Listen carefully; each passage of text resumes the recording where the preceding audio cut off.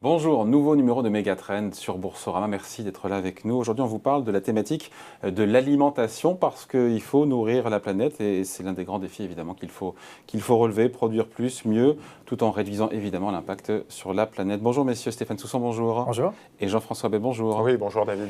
Bon, Jean-François, ce défi alimentaire, c'est une thématique qui est d'actualité, on le voit bien, et qui en même temps est une thématique de long terme.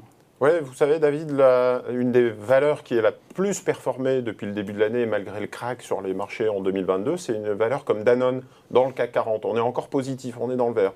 Ça illustre bien le fait qu'on soit au cœur de thématiques, de méga-trends qu'on évoque ensemble, la démographie, l'augmentation de la population, le climatique, le réchauffement climatique, la sécheresse, mais aussi au cœur de l'actualité, on parle de l'inflation, on parle de la guerre en Ukraine, on parle du Covid et des problèmes de chaîne de production. Et donc, j'allais dire, en période de crise, on a tendance à se concentrer sur ces valeurs refuges, sur ces valeurs résilientes. Il y a une question de priorité, enfin, c'est la pyramide de Maslow, donc c'est l'alimentation qui passe avant Netflix, et dans l'alimentation, c'est le lait maternel qui passe avant le champagne. Enfin, voilà, donc il y a une concentration autour de ces enjeux, et l'alimentation, le défi alimentaire, fait partie de ces enjeux aujourd'hui. Stéphane, sur cette flambée des cours des matières premières agricoles, le blé, le maïs, le soja, ça a commencé en fait avant la guerre en Ukraine. Il y avait déjà ce mouvement ascendant et puis la guerre en Ukraine qui a créé une nouvelle vague de hausse. Alors on a effectivement débuté à l'été 2020, notamment tiré par la demande chinoise, qui avait besoin de reconstituer son cheptel porcin en le nourrissant avec des dérivés du soja ou du maïs. Donc la demande a bien commencé à augmenter à l'été 2020. Et puis effectivement, nouvelle vague de hausse avec la guerre en Ukraine, puisque la Russie et l'Ukraine sont de grands exportateurs de blé, de maïs et d'huile végétale. Et donc cette hausse des cours des matières premières agricoles, de l'alimentation au sens large, elle est vraiment spectaculaire depuis quelques mois quand on voit les chiffres? Alors par exemple, si vous prenez par exemple le blé, on est à 2 fois le cours moyen des 10 dernières années. C'est à peu près pareil pour le soja, pour le maïs, pour les huiles végétales aussi. Donc il y a vraiment un impact très fort du conflit et des risques de rupture d'approvisionnement venant d'Ukraine et de Russie. Donc effectivement, il y a une inflation extrêmement forte des matières premières. Et aussi, Jean-François, sur les produits alimentaires, quand on regarde la viande après, quand on regarde... Oui, j'ai noté au mois d'avril une hausse de 15% des prix des pâtes. Sur un an? Non, rien que sur le mois d'avril. Sur une inflation sur un an, tout à fait, mais oui. à fin avril. Ouais. La viande, c'est 11%, la farine, c'est 11%, l'huile, c'est 10%, la moutarde, c'est 10%. Donc on voit qu'effectivement, on a une inflation qui, j'allais dire même à 15%, c'est peut-être un peu de l'hyperinflation. On anticipe justement en Angleterre une inflation à 14% sur 2022. Certains économistes se projettent. Aux États-Unis, on est à 8,3% sur les derniers chiffres. Et les composantes alimentation, il n'y a pas que l'énergie, la composante alimentation fait partie. Donc ça inquiète, mais quelque part, j'allais dire, ça profite. Alors il faut préciser que quand on parle de fonds food, alimentation, ce ne sont pas des fonds qui sont uniquement exposés sur les matières premières. On a des actions industrielles, enfin voilà. Donc il y a toute une transformation, toute une chaîne de valeur, mais ça fait partie des matières premières, mais pas que. Et Stéphane, l'idée, c'est évidemment, il faut le dire dès le départ, l'idée n'est pas de spéculer évidemment sur ces hausses de cours des matières premières agricoles. C'est pas ça le sujet. Nous n'investissons pas sur les matières premières agricoles, nous investissons dans des entreprises de la chaîne de valeur alimentaire au sens large. Voilà, parce qu'il faut trouver une solution à ce problème structurel de nourrir plus de bouches tout en étant responsable. C'est ça la toile de fond de cette thématique de l'alimentation. Exactement. 9,5 milliards d'habitants à l'horizon 2050 et en parallèle, des pressions sur des ressources clés, les terres arables, l'eau et puis l'environnement au sens large. Donc il faut continuer à produire plus, mais en changeant les modes de production, à produire de manière plus durable. Voilà, plus vertueuse, et tout ça nécessite évidemment de l'investissement, des investissements massifs. Et donc, c'est là où l'investissement en action peut accompagner, encore une fois, cette mutation et ce défi. Exactement. Et donc, par exemple, on accompagne ce genre de défi dans l'agriculture, par exemple, dans l'agriculture dite de précision. Alors, le mot précision, c'est-à-dire qu'au lieu de déverser des herbicides, des insecticides sur l'intégralité d'un champ, les sociétés qui développent les machines agricoles ont développé des nouveaux équipements, des nouveaux logiciels qui permettent d'être plus précis et d'utiliser seulement ces intrants là où c'est nécessaire. Et donc l'objectif est de continuer à produire plus, mais en réduisant le nombre d'intrants utilisés. Donc mettre de la tech, de l'équipement, des logiciels pour encore une fois avoir une agriculture plus écolo, c'est ça le sujet, hein. Ouais, je pense qu'il y a un peu les deux faces d'une même médaille. On a le risque et on a l'opportunité.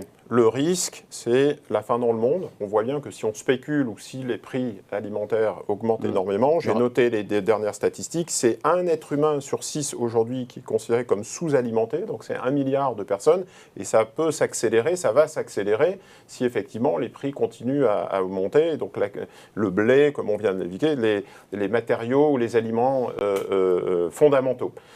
Donc il faut faire attention à ça, et d'où l'opportunité, les solutions qui peuvent être apportées par les innovations. J'ai noté qu'un élevage d'insectes dégage 100 fois moins de gaz à effet de serre qu'une viande bovine. Donc on pense justement aux innovations, alors techniques, l'eau, la maîtrise des engrais et aussi les nouvelles protéines. Donc c'est un peu ça qui permet justement d'anticiper cette thématique sur le très long terme et qui en plus a une composante j'allais dire de diversification par rapport au marché américain, par rapport à la tech. Donc c'est intéressant d'avoir ça en portefeuille dans son allocation. Qu'on comprenne bien jusqu'où va ce thème de l'alimentation. Je veux dire, ça s'arrête où? On peut investir dans des restaurants, investir dans Danone, enfin je donne ce nom-là parce qu'on l'évoquait tout à l'heure, mais jusqu'où va cette thématique-là? Parce qu'elle potentiellement elle est très vaste. Alors le challenge qu'on évoque, en fait, il est sur l'intégralité de la chaîne de valeur alimentaire. Donc il y a un intérêt à investir sur son intégralité. Alors nous investissons dans 6 secteurs, de l'amont à l'aval, agriculture, dans l'eau, qui est très liée à l'agriculture, les produits alimentaires, les boissons, la distribution alimentaire et la restauration. Donc vraiment, c'est très large. C'est très extensif comme... Exactement. C'est-à-dire qu'il y a cet intérêt, puisqu'on a des challenges sur plusieurs parties de cette chaîne de valeur, il y a aussi un intérêt, j'allais dire, de gestion financière, parce que sur ces 6 secteurs, vous avez 3 secteurs défensifs, qui sont les produits alimentaires, et on a parlé de Danone, les boissons et la distribution alimentaire. Ce sont des dépenses qui sont peu coupées, même en période de crise. Vous avez 3 autres secteurs qui sont plus cycliques, l'agriculture, l'eau et la restauration, qui est une dépense discrétionnaire. Donc ça nous permet aussi en termes de gestion financière d'avoir un fonds qui peut soit être plus défensif, ou plus offensif et plus cyclique. Alors plus diversifié, on a fait des études chez Cantalis justement sur ces thématiques, on en suit 15. C'est la thématique la moins corrélée au marché américain, la plus au marché européen et au monde. C'est la moins corrélée à la tech et à tout l'environnement tech qu'on connaît aujourd'hui. Donc c'est beaucoup plus diversifié en termes de secteur justement par cet élargissement. Donc il y a un côté résilience, défensif et parfois un peu cyclique qui donne justement cette combinaison, cette source de diversification qu'on n'a pas sur d'autres stratégies. Donc si vous avez de la disruption, si vous avez de la tech, c'est intéressant de mettre de la food. Il y a un autre élément qui est intéressant justement, c'est cette dimension ESG. Puisqu'on va avoir en fait 2 types de fonds quand on parle alimentation. C'est le fonds food qui investit dans des sociétés traditionnelles, Nestlé, Danone, mais c'est des fonds comme CPR qui rajoutent en fait cette dimension ESG pour trouver des solutions. En fait, c'est des fonds à impact en SFDR, en langage SFDR, on parle de l'article 9. Donc ce sont des fonds qui vont essayer de trouver des solutions justement pour faire face à ce défi. C'est un point important pour vous, ça, justement. Trouver des solutions, c'est l'agriculture de précision que vous évoquiez. Trouver, encore une fois, utiliser moins de pesticides, moins d'herbicides, tout en augmentant les rendements, parce que s'il faut les rendements des champs, c'est ça aussi, c'est important comme... Alors les solutions, on a parlé de l'agriculture de précision. Il y a un enjeu sur l'emballage et les déchets liés à l'emballage. Donc on investit dans des sociétés d'emballage durable, c'est-à-dire qu'on va privilégier des sociétés qui font des emballages papier-carton, qui sont beaucoup mieux recyclés. Par rapport à l'emballage plastique, qui est difficilement ou peu recyclé. On va aussi s'intéresser, il y a une raréfaction des ressources en eau, donc on investit dans ces sociétés de traitement et de recyclage de l'eau, parce qu'il faut réutiliser l'eau pour moins la gaspiller.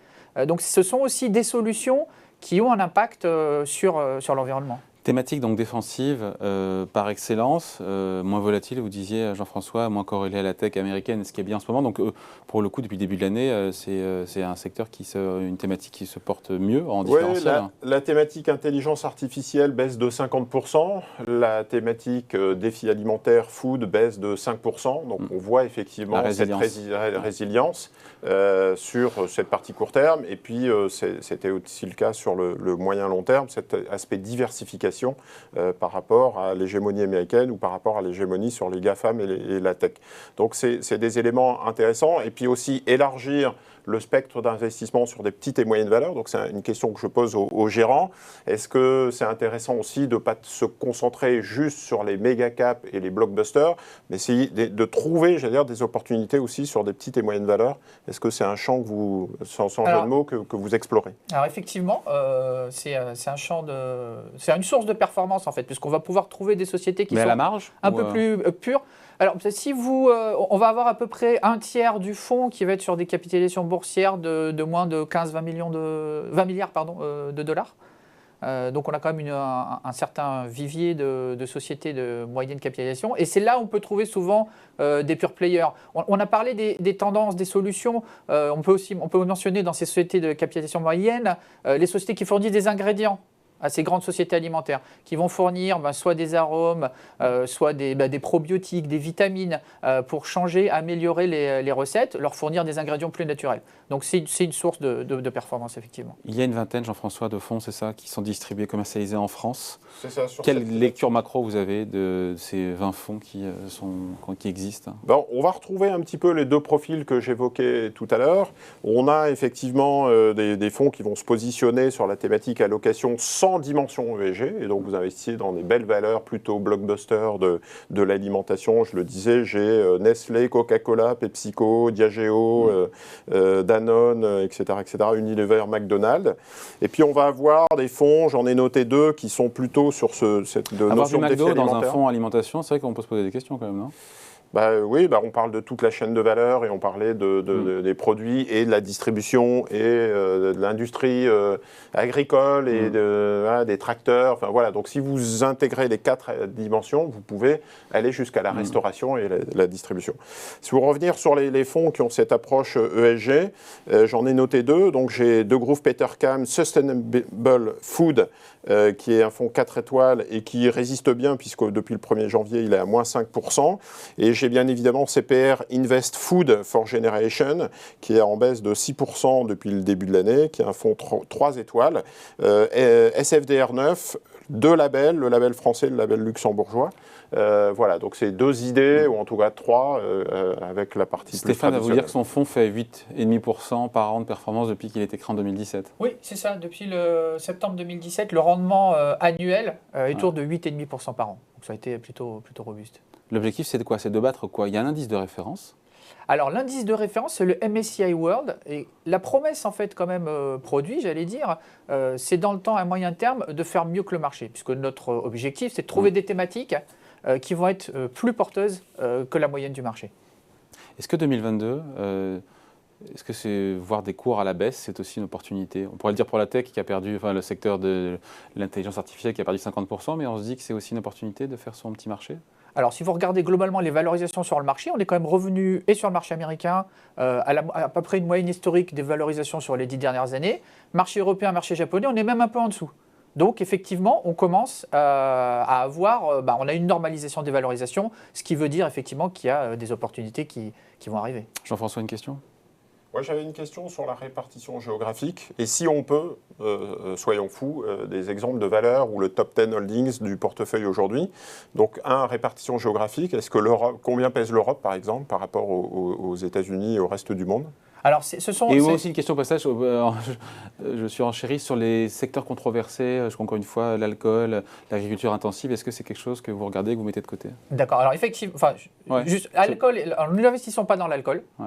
Et ensuite, on a beaucoup parlé de ESG. Donc, on a 2 piliers à notre approche ESG. On va exclure des sociétés qui ont des mauvais comportements sur la base des notes de nos analystes ESG. Et le deuxième pilier, c'est qu'on s'engage à bâtir un portefeuille qui a une plus faible intensité carbone et une plus faible intensité en eau que notre univers d'investissement. Donc ça, c'est notre approche, le cœur de notre approche ESG. Sur l'aspect géographique, alors les États-Unis ne pèsent que 40% du portefeuille. Alors je dis ne pèsent que parce que dans un MSCI World, vous avez 60-65% d'États-Unis. Et ça, c'est lié à notre univers. Notre univers est constitué de cette manière. Il y a moins de valeurs américaines, notamment nous n'avons pas les grandes capitalisations boursières de la technologie américaine. Donc on a un biais plus Europe versus États-Unis. Donc c'est un fonds qui est plus équilibré entre Europe et États-Unis qu'un fonds Global Equity moyen. Et donc, dans les valeurs qu'on favorise, on a parlé de machines agricoles qui développent ces fameuses solutions d'agriculture de précision. On a parlé de ces sociétés qui fournissent des ingrédients naturels pour améliorer les recettes. Les sociétés de traitement et de recyclage de l'eau, on va les retrouver dans les principales positions du fonds. Bon, et donc j'insiste, pas de spéculation sur le cours des matières premières agricoles. Interdiction d'investir sur les matières premières. Directement, seulement des sociétés et des actions. Voilà, merci à tous les deux, Stéphane Soussan et Jean-François Bay, merci. Merci. Et nouveau numéro de Megatrend, c'est évidemment dans 15 jours sur Boursorama.